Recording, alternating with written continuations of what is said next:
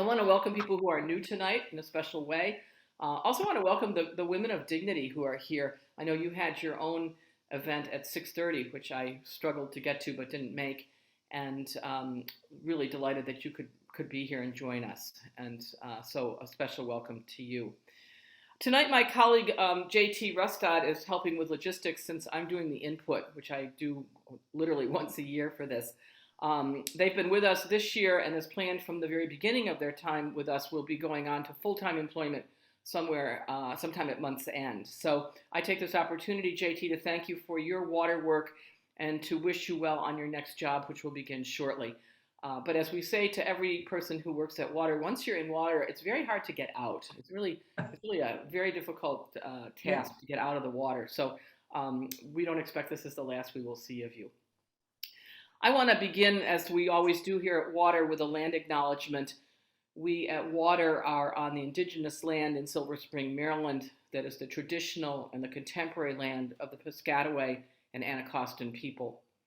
We acknowledge the trauma that is deeply embedded in the foundation of this country, and we affirm the right of all persons to bring their whole selves and their stories into this space. Water's work is meant to bring about social justice. So I invite you just for a moment to consider the Native people on whose land you sit at this hour.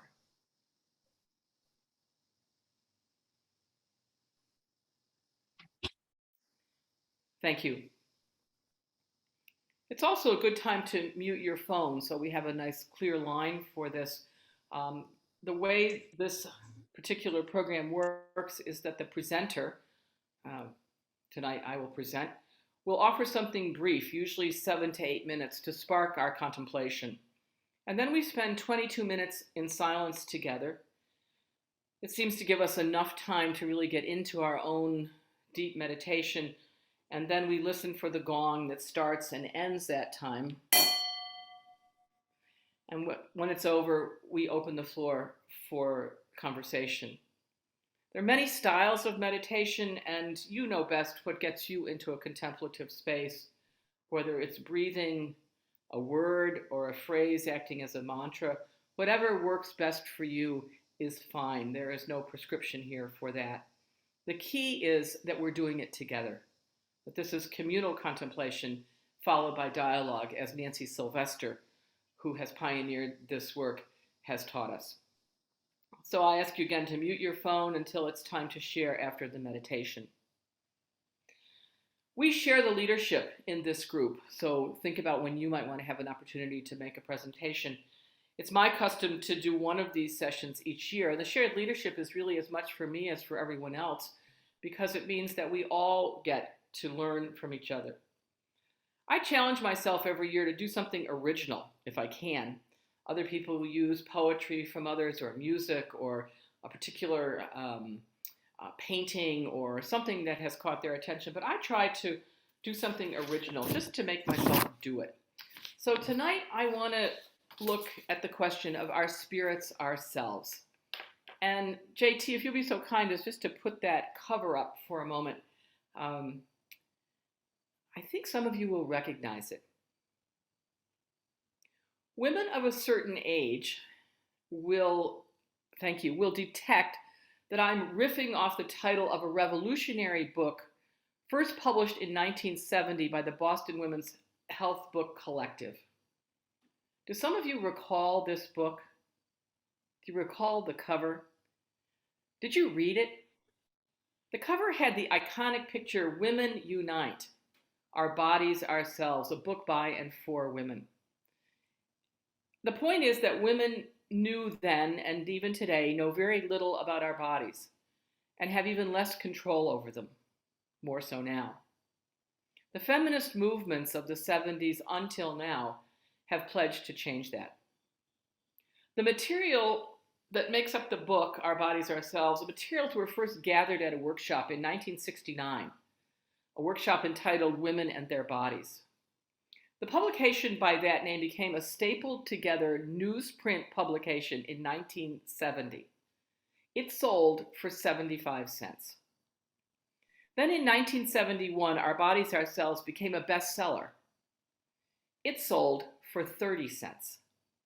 always with attention to making it as widely available as possible.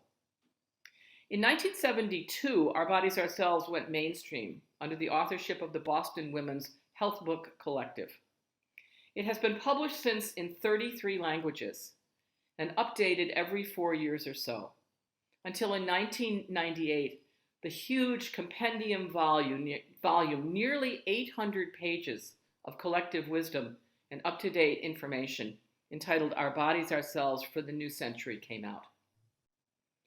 Each successive edition contained more and varied voices, new updated information on themes including taking care of ourselves, relationships and sexuality, controlling fertility, childbearing, knowledge is powerful, and these included reflections on women getting older, on global politics, and on the persistent problems of racism, which have made the lives of women of color, especially Black women, so difficult.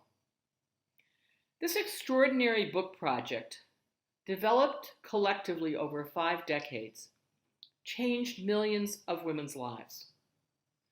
Finally, we had knowledge about our bodies that our mothers never had.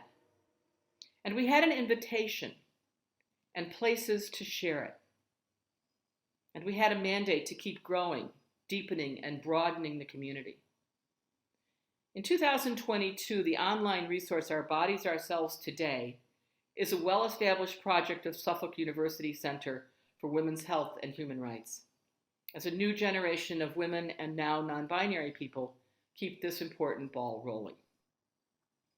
I encountered this book in newsprint form in the early 1970s and have been grateful for it all of my adult life. So it's not surprising with my interest in spirituality that I would imagine how we at Water and our many colleagues around the world are creating something very similar in spirituality. Hence my shameless riff, our spirits, ourselves. We're doing something similar in religion and spirituality when we create new forms of contemplative prayer and meditation, when we write and engage in new forms of liturgy and ritual, when we reimagine the divine in ourselves, when we develop new ethical perspectives, when we seek to say what it means to live a good life. I think of our newsletters and our booklets, now some books and even series like the Feminist Biblical Commentary by Liturgical Press. I think of our water talks and water teas. I think they all add up to our spirits ourselves. So necessary because women's spirits have been colonized and knowledge of our own internal desires and connections have been obscured from us. Some common threads run through our many projects. We reject the notion that patriarchal or kyriarchal religious traditions will shape our spiritual lives. We can do better. We reimagine and we replace language and imagery, texts and teachings that exclude or limit people, dishonor earth, contribute to power imbalance and injustices. We embrace the endless variety of ways of being spiritual in a world that fosters community and undergirds justice, beginning with racial, sexual, economic, and ecological justice. We create new ways of looking at spirit, appreciating all of its complexity. And we collaborate with people the planet over who seek to do the same. Our spirits ourselves is the germ of an idea, which, like our bodies ourselves, is being developed by literally thousands of people for generations to come.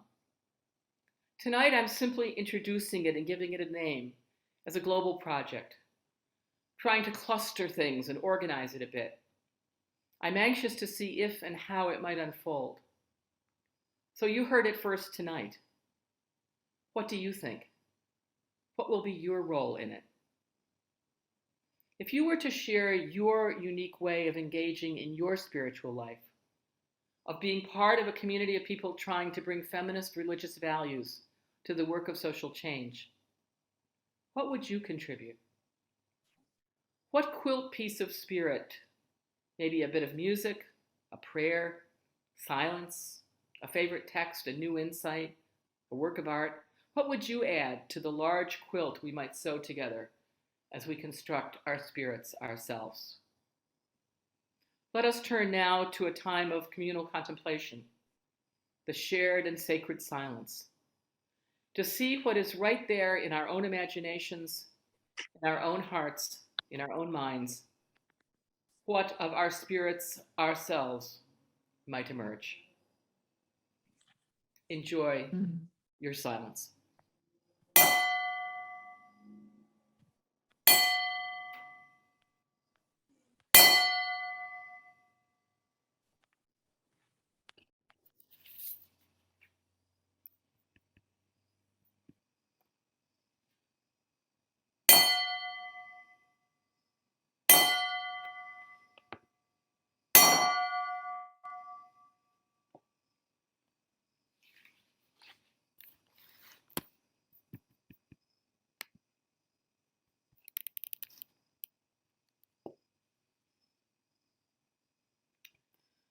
Welcome back, and thank you for being with us for this session.